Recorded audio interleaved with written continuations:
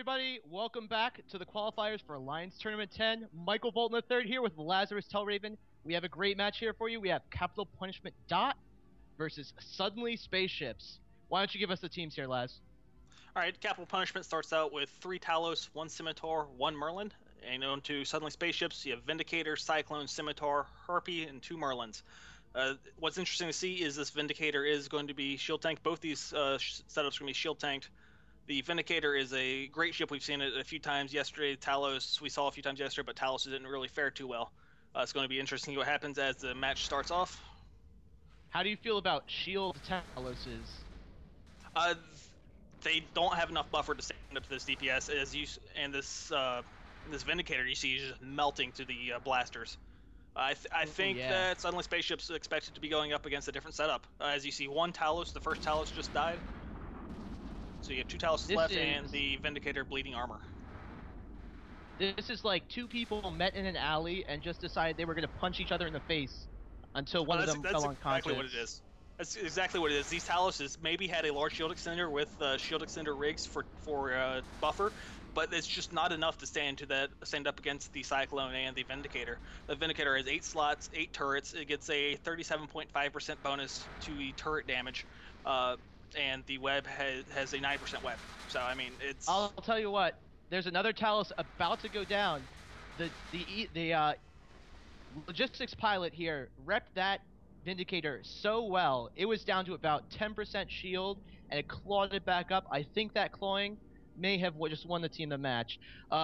This is a great match. I love both these teams. Yeah, I think what you definitely saw at the beginning was it took a while for that Scimitar to finally get a lock on that Vindicator, but once it did, it just was able to save it.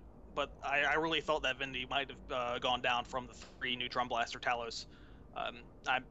Like I said, the Talos doesn't have the buffer to do the job that it does shield tanked.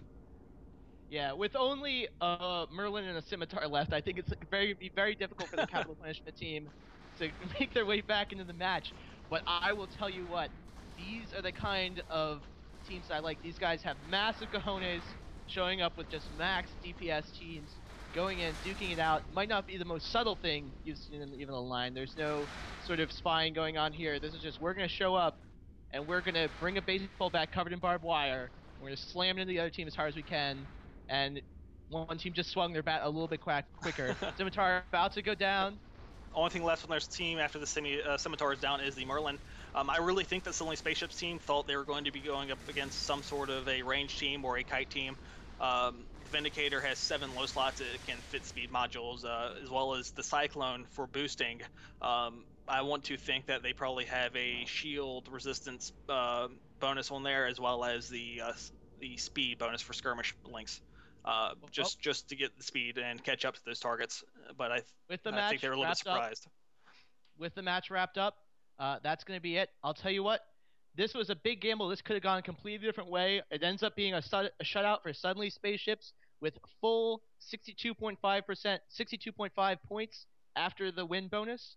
It's going to be very hard for Capital Punishment Dot to make it into the group stages next weekend, but that was a wonderful match, and we will see you guys for the next one in just a little bit. Yep, next match for you guys is Black Legion versus Mildly Intoxicated. Should be a good match.